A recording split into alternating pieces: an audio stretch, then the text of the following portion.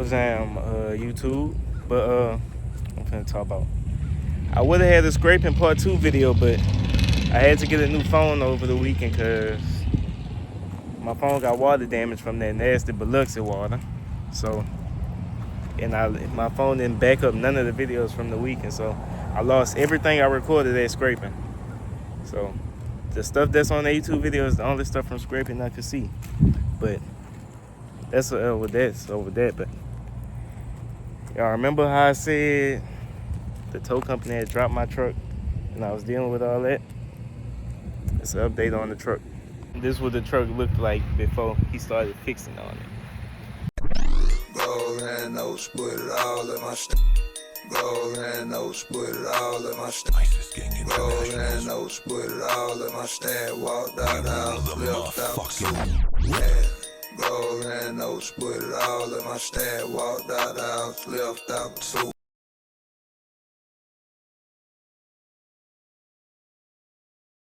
Truck looking right now.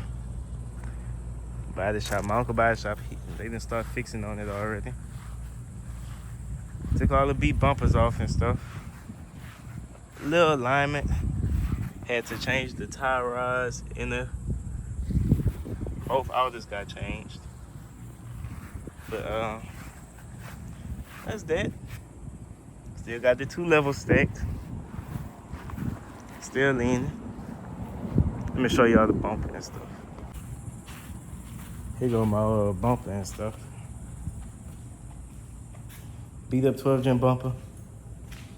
Beat up 12 gen upper valence, I guess you'll call it. My headlight's still good, but rest in peace to the LSU plate. It's cracked. The LSU plate has been around 3 years. Yeah, man, that tow company been giving us a lot of trouble. Walk y'all through what happened. So it was sitting at the tow yard because they were supposed to tow it to this shop so it could start getting fixed on, because they said that they were going to cover the damages, right? So it was just sitting there, you know. We sent them the estimate of how much it would cost to fix the truck. In that same day that we sent the estimate to fix the truck, everything just went left.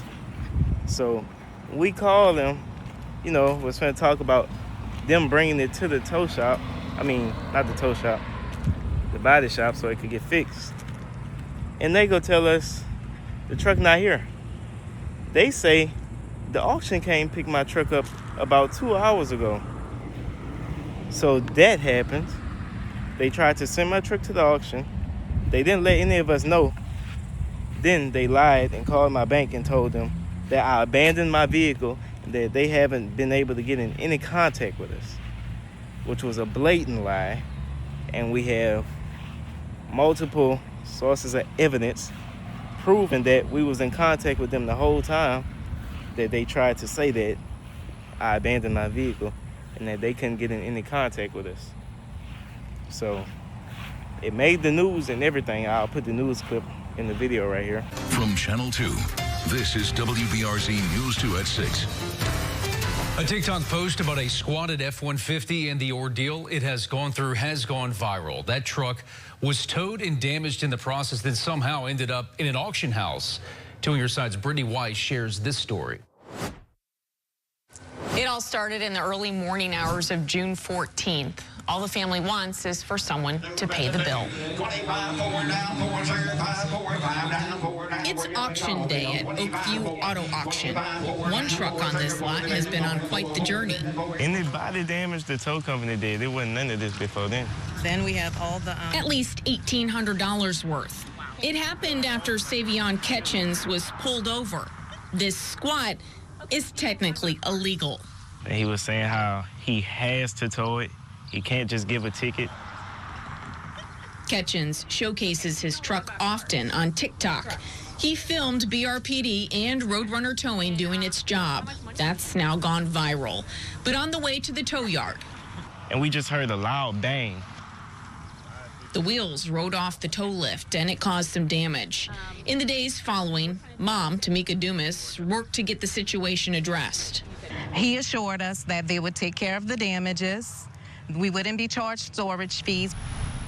they'd only be charged for the tow. Given that, they left the truck at Roadrunner Towing, waiting for the damage to be assessed.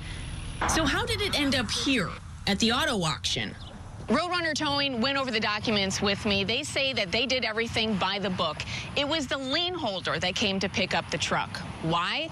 That's unclear. Documents show that the payments are current on the vehicle. Dumas was told that the truck was abandoned. Which was a blatant lie, because we have been in constant communication with Roadrunner about having the repairs made to the vehicle. I've seen the notarized affidavit signed by Baton Rouge Telco Federal Credit Union. It says the debtor has abandoned the vehicle. Telco tells me it picked up the truck to protect their investment. Roadrunner released the truck only after Baton Rouge Telco arrived with proper documentation as required by law. Fortunately, I was able to come and pay the fees so that it wouldn't be auctioned off. Those fees, $932. Something that could have been avoided if all parties communicated. Even so, they hope to have the truck fixed soon. Just fix what you broke. Roadrunner tells me it intends to cover the damages. The cost of this whole ordeal is adding up. The truck will have to be towed again to the repair shop. Kitchens will file a claim through insurance and go from there. 2 on your side, Brittany Weiss, WBRZ News 2. But yeah, so that happened. So now we had to get a lawyer, because now they have to pay for all this. And they got to, what's the word I'm trying to say? What's the word? Basically, they got to give us the money back that was spent on getting the truck from the auction, pay the towing fees. They got to cover all that, plus pay for these repairs. So right now, the only reason the truck getting fixed is because I filed the claim with my insurance, and so my insurance is going after their insurance to make them pay for it. So that's currently what's going on with the truck. But the whole situation just stupid. All we wanted them to do was pay for the damages that they caused to my truck. But instead, they made it 10 times worse by trying to lie and go behind our backs and send my truck to the auction, etc. It did not have to be all this. It could have been so simple.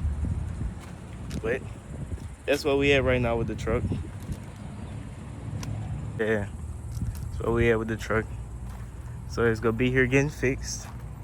I guess I'll have to put my rear lift in, you know, so the police could leave me alone. But it looks so clean. The lift might be gone soon. Might end up on spindles. And I might just bring the truck back stock, take that windshield tint off, put all my stock suspension back on, put the 4-wheel drive back in. I might go trade the truck in, y'all. Go get a Pearl White 13 Gen. Let me know what y'all think about that decision in the comments, but that might be what end up happening to the truck. But yeah, y'all. Yeah, man, I just wanted to update y'all on the situation with the truck. So this the whole reason the truck didn't make scraping.